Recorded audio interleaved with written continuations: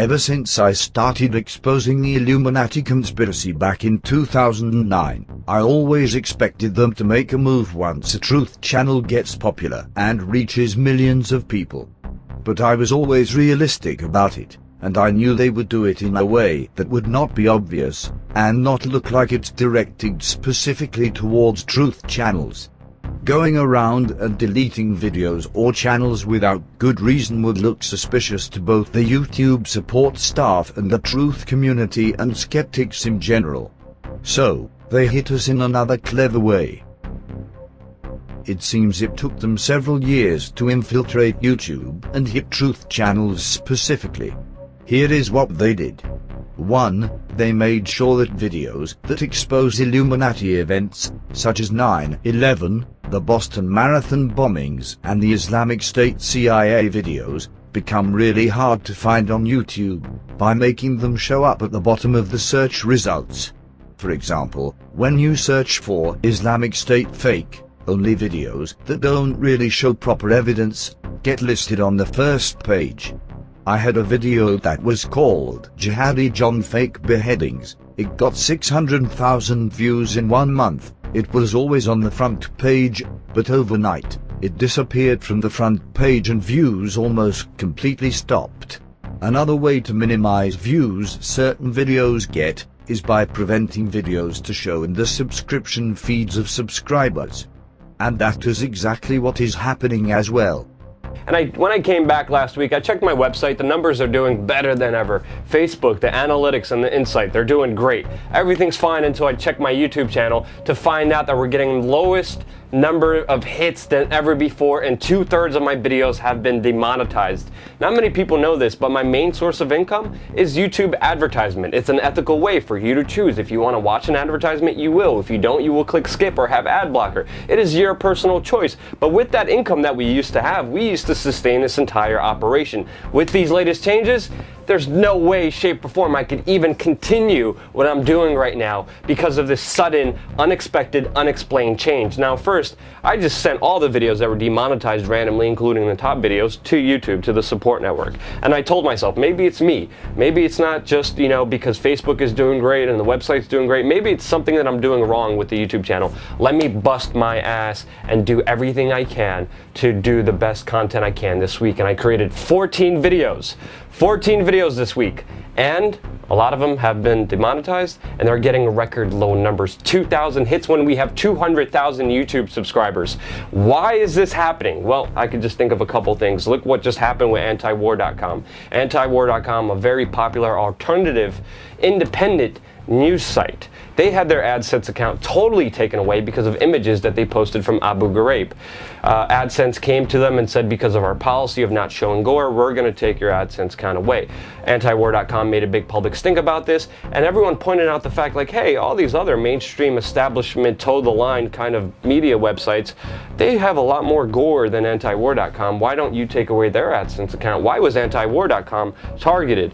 Google and AdSense, which are the ones who are taking away my revenue now, they said, okay, we'll reinstate it. And then they came back even more saying, oh, you have pictures of the Ukraine conflict that are pretty gory. We're going to just take it away again. So they totally backed off, total censorship, cut off the total supply line, the financial line for antiwar.com, threatening their establishment, threatening their alternative independent media while allowing all these other mainstream media outlets to show gore. So why are they doing this to me? And the official response I got is the main 2 videos were about ISIS, and they said it's sensitive content. There was no gore, there was no nastiness, there was no killings, there was no blood, nothing in those videos, but they said it's sensitive content. All the other videos that they randomly demonetized, they said that they need to send to a special team, a special unit that's above them to investigate this, and they have yet to even respond to me in any way, shape, or form, and they just destroyed my main flow of income, which makes me not able to work and pay off the servers, the data bills, the employee that I have. I asked my audience on Facebook and Twitter, are you even seeing the videos in the subscription feed? And this is what they had to say. Nope. I see them, but I see them on Facebook posts before the YouTube posts. No, not really. I usually have to view your channel in order to view your videos. Not as much as I have in the past. So even the 200,000 plus YouTube subscribers that we engaged in, that I worked so hard throughout the years, putting out my blood, sweat, and tears, interviewing politicians, getting a gun to my head in Chicago, getting threatened and harassed and intimidated for the reporting that we do, they're not even getting the videos that are supposed to be given out to you. And of course, Google announced their new algorithm where they're going to be deciding if something is truthful enough, and they will hurt its ranking in the search engines if something is not truthful to them. So no longer are articles and videos based on popularity. If you like them, if you find them honest, if it's your personal truth, if it resonates with you, you will share those. Now Google's going to downvote them, bring them down in the algorithm, which they have right now to our YouTube channel, all of a sudden, just like they did to antiwar.com, and it's a clear case of censorship. 2. They make sure that genuine truth channels cannot make a living on YouTube by simply disabling ads to be shown on certain videos. For 5 years, most of my 9/11 videos showed commercials, mostly as the result of content claims by third parties. But in March of 2015, all ads got removed, without warning. So I sent a message to YouTube and asked them why that was the case, and they told me that YouTube chooses to not run ads on videos with sensitive material. It's clever because most Illuminati events involve people getting killed in false flag attacks, and thus the videos exposing these events will always be sensitive. In other words, they can make sure that all videos exposing the NWO get demonetized, and thus more and more people will stop making videos about it. This is a genius plan to slowly get rid of new truth channels. The only channels who will remain untouched by this are channels like Mark Dice, who just covered topics of no real importance.